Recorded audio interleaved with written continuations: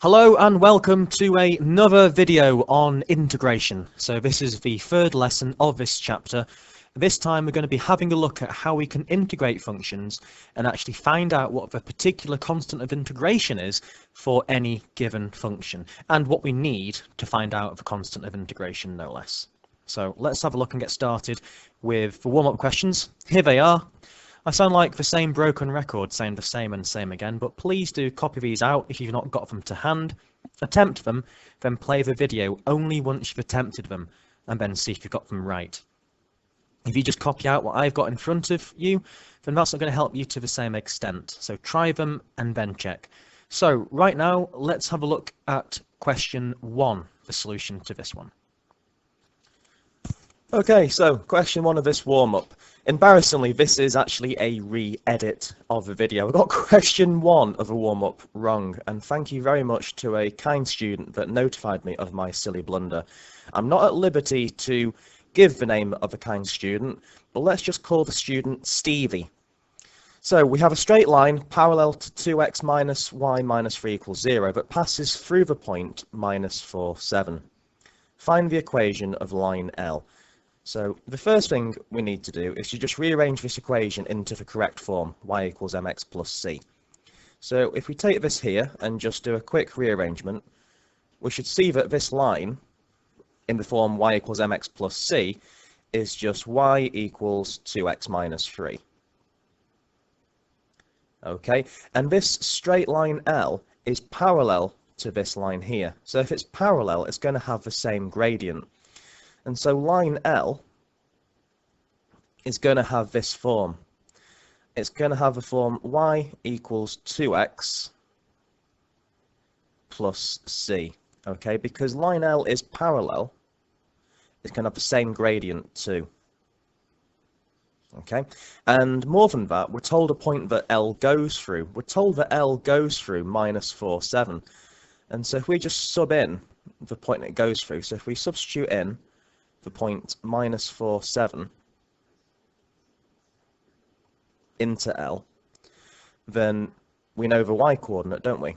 So the y-coordinate of L is 7. So if we sub this in for y, we then get that 7 equals 2 times whatever the known x-coordinate is. We now know the x-coordinate is minus 4 because we've got minus 4 here. So 2 times minus 4 plus c. So I just simplify this easily enough. So 7, 2 times minus 4 is obviously minus 8, plus c. So therefore, c is going to be 7 add 8, which will be 15. So L is going to be y equals 2x plus 15. And that's the equation of L. So first question now done, dusted, and out of the way. Question 2. We need to integrate this function here, where it's 2x minus a all squared, where a is a constant. So what I'd suggest we do right now is just to take this integral here and expand it out to simplify it. So first of all, we can say that 2x minus a all squared is the same as the integral of 4x squared minus 4xa, or 4ax, maybe I should have put, never mind, plus a squared. Now, like we mentioned in the previous lesson, we can integrate each term separately, so we can consider this as 3 separate integrations to be done. So first of all, we have the 4x squared to integrate, and then we have the minus 4ax to integrate, and then we have, finally at the end, the a squared to integrate. Again, I'll just give myself a bit more space so you can see it on the same screen. Doesn't particularly matter too much if I scroll down, but hey ho, I feel in this mood today.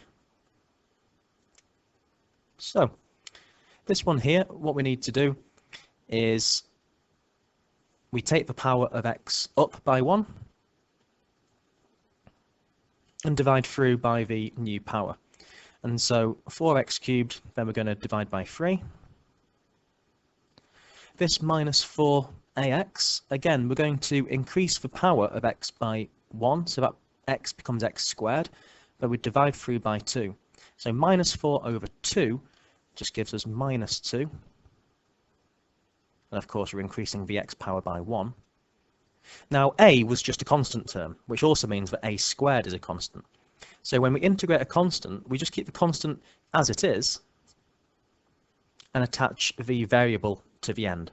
And of course, lest us forget, we also need the constant of integration at the end. Really important, and that's what we're going to focus on today in particular. Question 3. We have a curve C defined in this way, and we need to find the smallest solutions to the following. So question 1 and question 2 is f of 3x and f of x plus 2 respectively. So what I'm going to suggest we do, and there are a couple of ways of tackling this question, but I'm going to go by a graphical transformation route. So first of all, if I just take f of x from here, we can actually factorize this quite easily. We have f of x equals, we need two numbers that multiply to minus 10, but when we add them together, give us minus 3. Those two numbers are x plus 2 and then x minus 5. And so if we were to graph out f of x,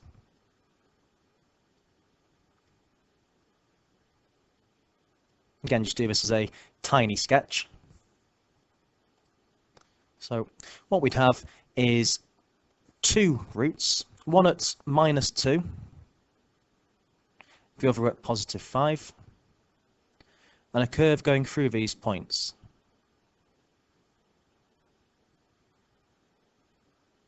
Like so.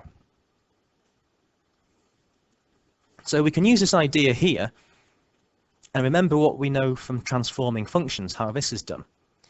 So when we're transforming functions, if a change is happening inside the brackets, in this case it is, the x has become 3x. And so this here is going to be where we divide each x coordinate by 3. And so when it's inside the brackets, it's almost opposite to common sense. So the x coordinates are going to be divided by 3.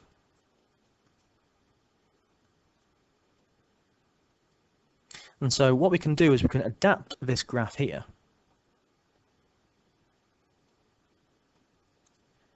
and just take these x coordinates and divide them by 3. So I'll sketch it out first of all.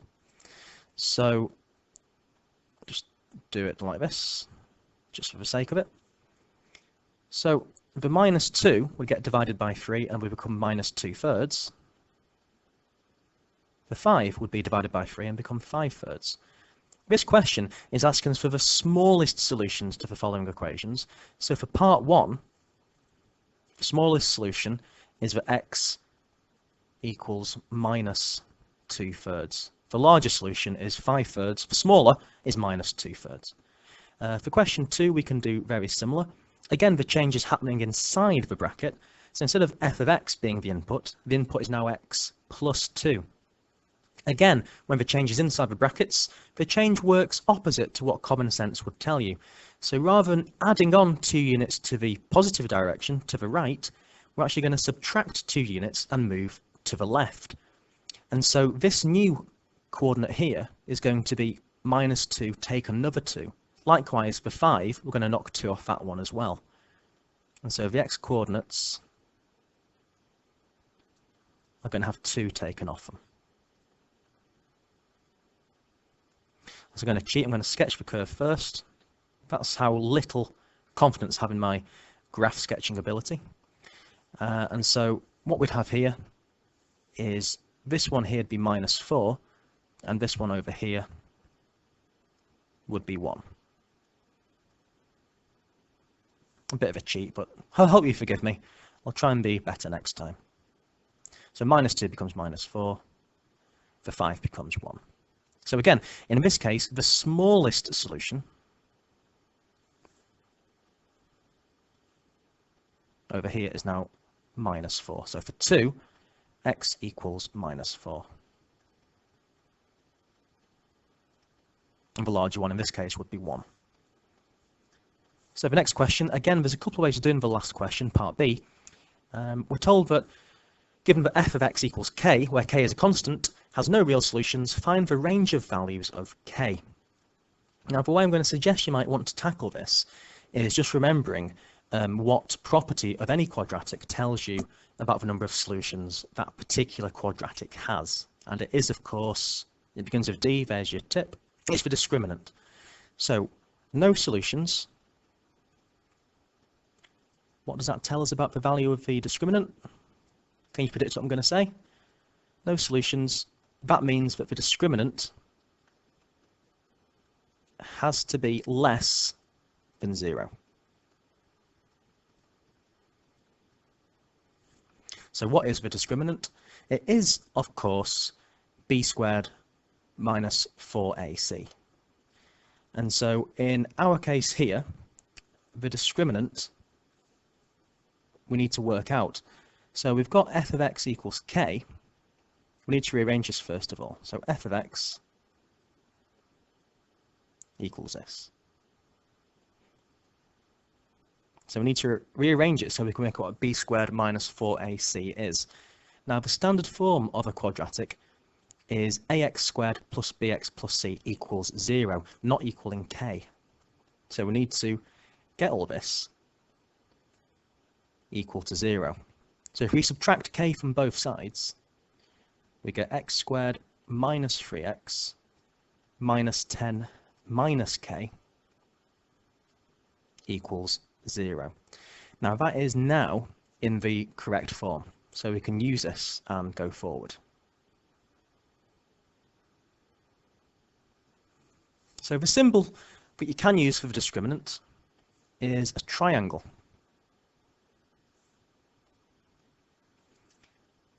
Okay, so what we can say is that a discriminant equals b squared, which is the minus 3, minus 4 times a, where a is the coefficient of x squared, which is just for 1 here, just 1x squared, times by c. Now the constant term is the minus 10 minus k together. And that obviously needs to be less than 0. So if we neaten this up slightly, minus 3 all squared gives us 9. Now minus 4 times 1 is minus 4. Minus 4 times minus 10 gives us 40. And minus 4 multiplied by minus k would give us positive 4k. So now with a bit of simple rearranging, we can work out what the value of k must be, or at least the range of the values of k. So 9 plus 40 is 49. If we subtract 49 from both sides, get minus 49 over here. And then to go from 4k to k, divide through by 4, and therefore we can see that k must be less than minus 49 over 4. And that is our required range of k. Question 4 isn't too straightforward, so it's essentially a SUVAT question, and this came up in one practice paper, so this is the reason why we've adapted it and included it here. I say we, I mean Mr. Brockway, to be honest with you. So anyway, let's read it. A car's moving along a straight horizontal road with constant acceleration. Big clue that it's a SUVAT question, it says constant acceleration. There are 3 points on the road, A, B and C, in that same order. So if I just pretend to sketch out a road here and label this A, B and C. So let's say that's A, this is B, and lastly C. So what else are we told about these points A, B and C? Well, we're told that AB is 20 meters, so let's add this information in here. So from A to B is 20 meters, and from B to C, we're told is 100 meters.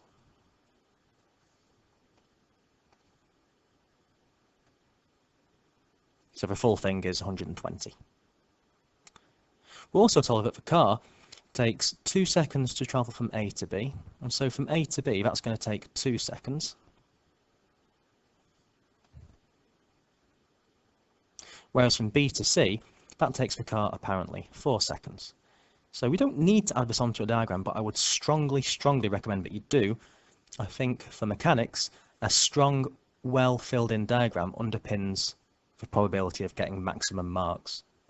It just helps you to visualize it and get all of the information you need clearly. So anyway, that's the question set up now. So now, in fact, I'm so proud of myself, I'm going to put this into a nice box. There we go. Let's frame it and stick it on the wall. Anyway, I'll stop talking rubbish.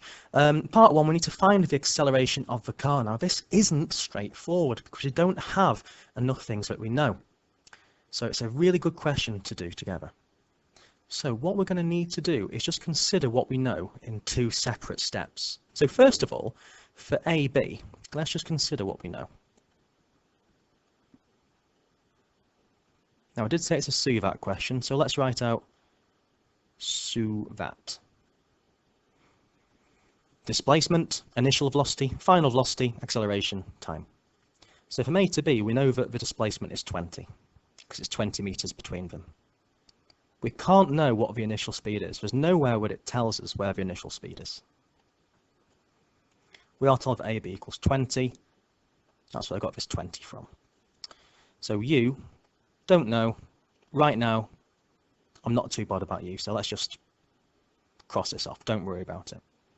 The acceleration, that's ultimately what we want to find out. So let's put for the acceleration, big red fat question mark. That's what we're interested in. And the time as the car moves from A to B is 2 seconds. Now the key thing here, and this isn't very obvious unless you've practiced these hard, which underpins what I say time and time again, just practice as much as you can, but you need to have an insight.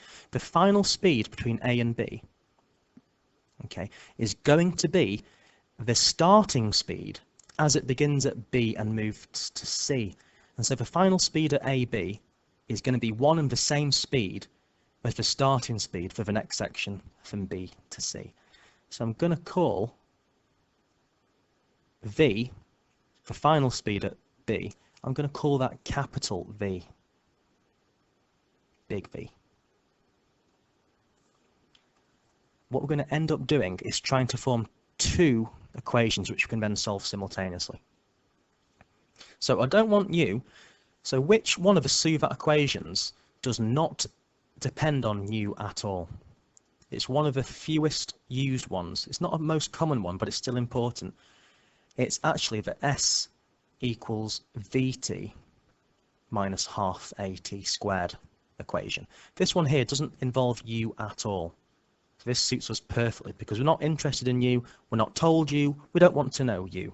Not yet anyway. So let's sub in what we know. S is 20. V I've called capital V. So that's V times T, which is 2, minus a half times A times T squared, and T is 2, so 2 squared. Let's neaten it up. We have 20 equals V times 2, so that's 2V. And then the next bit, half times A times 2 squared. Well, half times 4 is 2, so that's going to be minus 2A. So therefore what we have is if we divide through by 2 and rearrange in terms of A, we therefore have that A must be V minus 10. A equals V minus 10.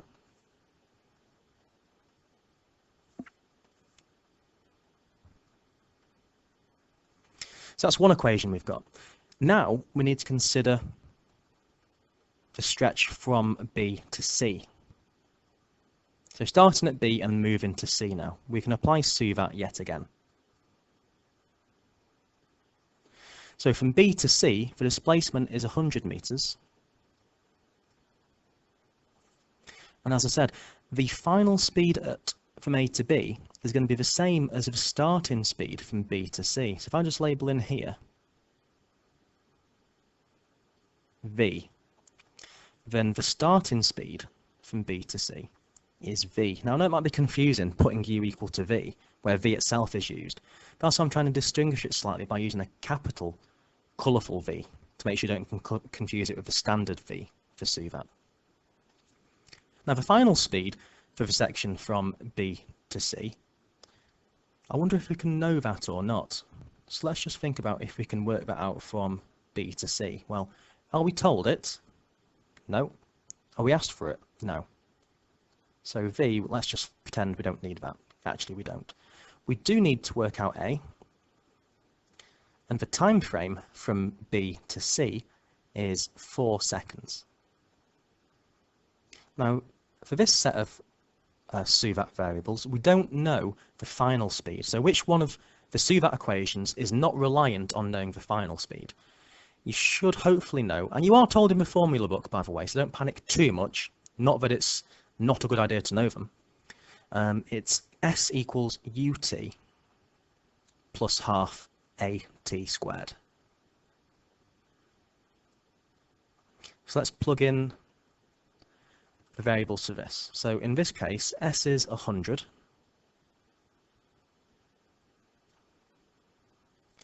U is our big V. T is 4, so V times 4. Then plus a half times A times 4 squared. Again, let's neaten up and simplify. So 100 equals V times 4, so that's 4V. And then half times A times 4 squared. Well, 4 squared is 16. Half of 16 is 8. So it's 4V plus 8A. We can then rearrange this one as well and say that therefore A equals 100 minus 4V all over 8. Now, if you notice, we've got two different equations now, both involving A. We've got this one and that one. So what we can do here is we can solve these simultaneously. So we know that A equals this thing here. We also know that A equals this thing here. So this purple bit must equal this purple bit. So, oh, shocking. Almost forgot to colour code that V. I do apologise. So, we can set these equal to each other and solve as simultaneous equations. So 100 minus 4V all over 8 equals V minus 10. So let's get rid of a fraction. Let's multiply through by 8. And we then get 100 minus 4V equals V times 8, which is 8V. And then 10 times 8 is 80. So let's get the numbers on one side, the V's together on the other. So minus 80, so add 80 to both sides, we get 180 equals 12V. I suppose I should write these in blue, but I'm hoping you know that a capital V means for speed at B. Then we can just divide through by 12, and so V must equal 180 divided by 12, which is 15.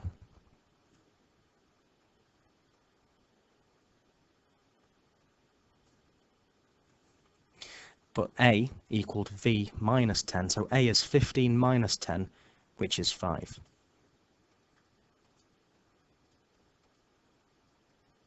So a bit of a slog to do that question. If you found an easier way of doing it, do let me know. There may well be, but it doesn't hurt for me to show you that actually some of these questions can be quite long-winded. I know you might think that's annoying or unfair, but the exam will be as it will be, and there will be some tricky questions in that. I can promise you that much. So we worked out that A is 5 meters per second. Part 2, what we need to do here is to work out the speed of the car at the instant it passes A. The speed of the car at the instant it passes A. So for part 2, just extend my page slightly. Let's go back and use SUVAT. And now we can consider whatever section of the journey we want. So what I'm going to suggest here is we just use section AB. You could do it for a all the way to c even if you wanted to, where s would be 120. But just using for a to b, plug in the values we now know. Well, we worked out that a is 5, so that's great. We can plug that in straight away. The time it took to move from a to b is 2.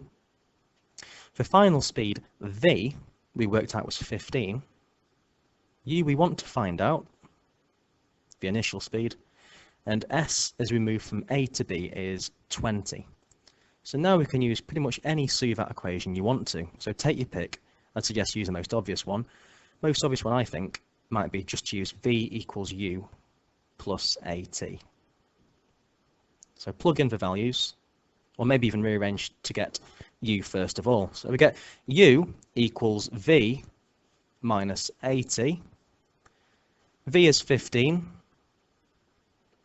a is 5, and t is 2. So 15 minus 5 times 2, that gives us a value of u as being 5 meters per second.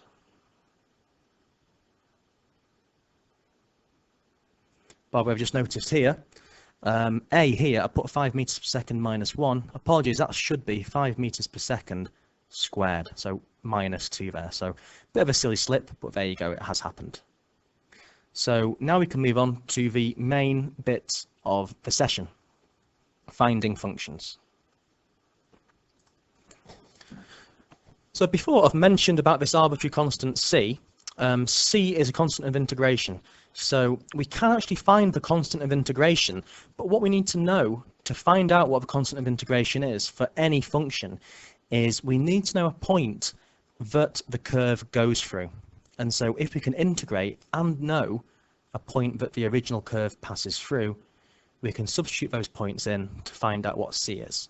So rather than dwelling on this technical stuff and the notes, let's just apply this with a couple of examples. So worked example 1. We've got a curve here with equation y equals f of x, and it passed through point 4, 5. We're given the derivative function f dashed of x. So from this, let's see if we can find the equation of c. So first of all, what we need to do is we need to integrate f dashed of x to find out what f of x would be. And so f of x is going to be the integral of f dashed x dx. So what I'd suggest doing as well is simplifying what f dashed of x actually is. So f dashed of x is the integral, well, x squared divided by the square root of x. Think about the laws of indices. That's power 2, square root is power half. 2 minus a half leaves us with 1 1/2. And so that's going to be x to the power 3 over 2 minus, then 2 divided by x to the power of a half is going to be 2x to the power of minus a half.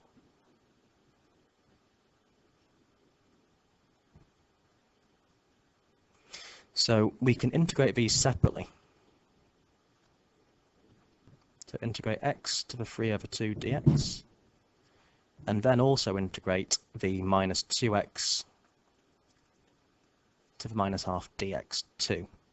So what we're going to get here is we're going to increase the power of x here by 1, so 3 halves is going to become 5 halves, and we're going to divide through by that new power.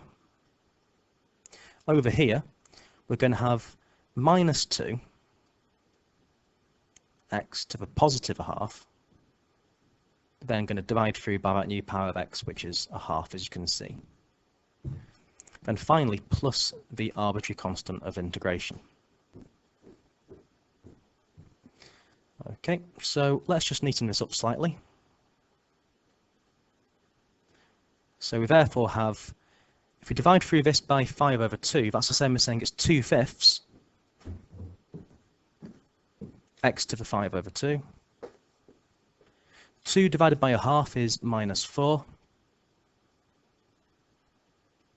And then plus c. Now in terms of finding out what this constant of integration is, we can substitute in a known point on this curve. So we're told here when x is 4, the function of x is 5. So we can just write this down to substitute it in. So when x equals 2, f of x equals 5, just by using this known point here. So x is 2 and f of x equals 5. So let's just plug those values in and see what drops out. And so f of x, which is what we worked out here, 5 equals 2/5 of 2 to the power 5 over 2 minus 4 times 2 to the half plus c. And all we're doing here, just to recap, is just using the fact that x is 2 and that f of x is 5. So if we plug these values into our calculator, which I'd suggest we do, we get 5. Now 2/5, just move this over here so we can see it clearly. 2/5 times 2 to the power of 5 over 2.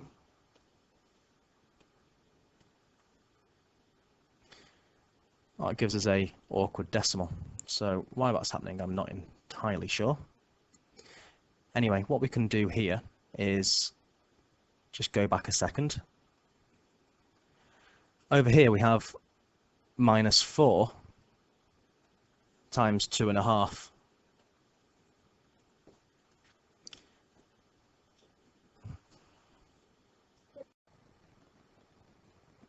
And so what we can do is you can write down that when x is 4, y is 5. Then we can just get ready to substitute it in. So let's do that now. So when x is 4, y equals 5.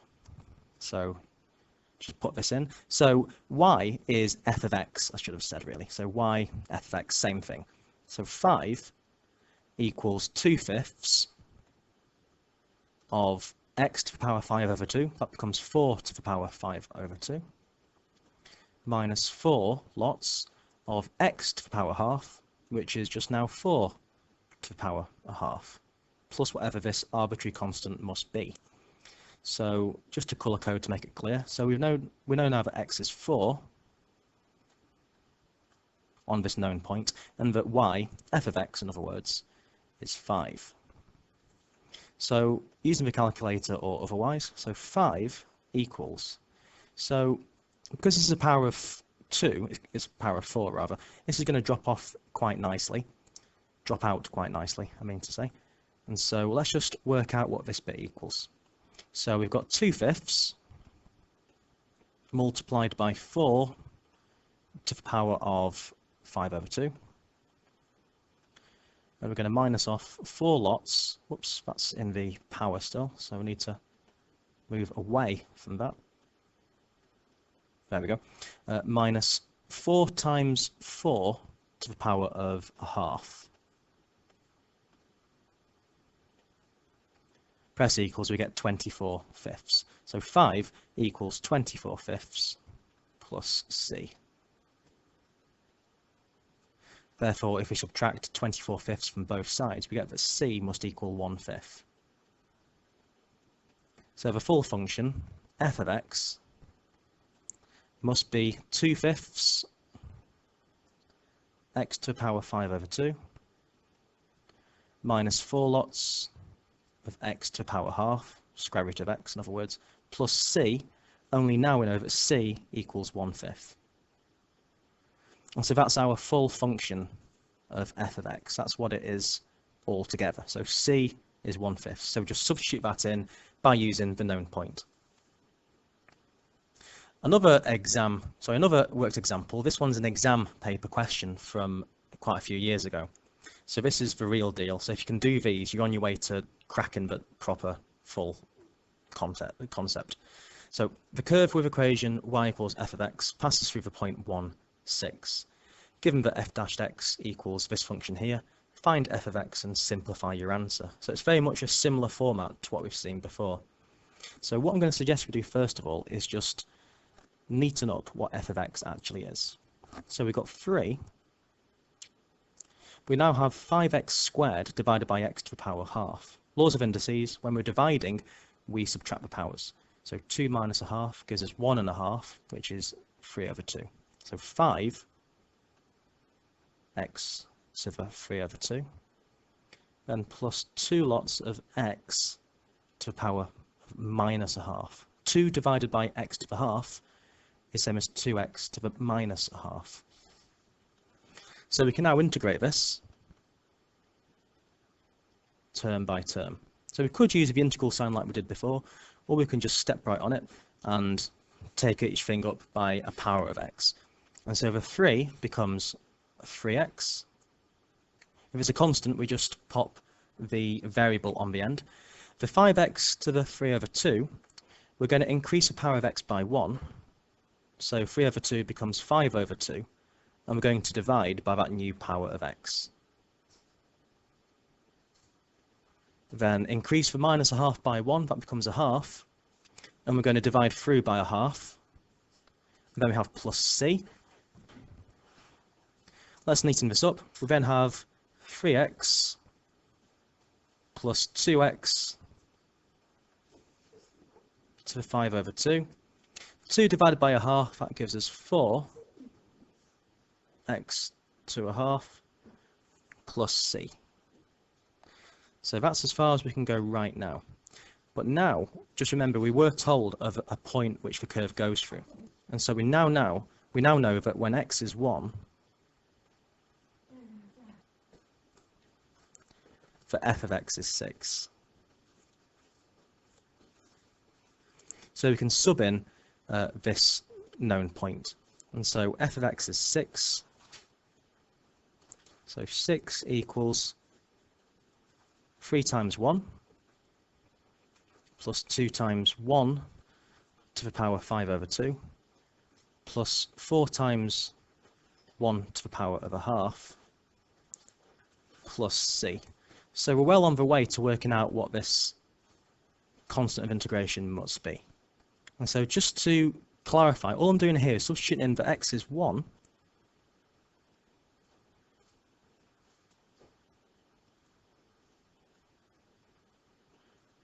and that f of x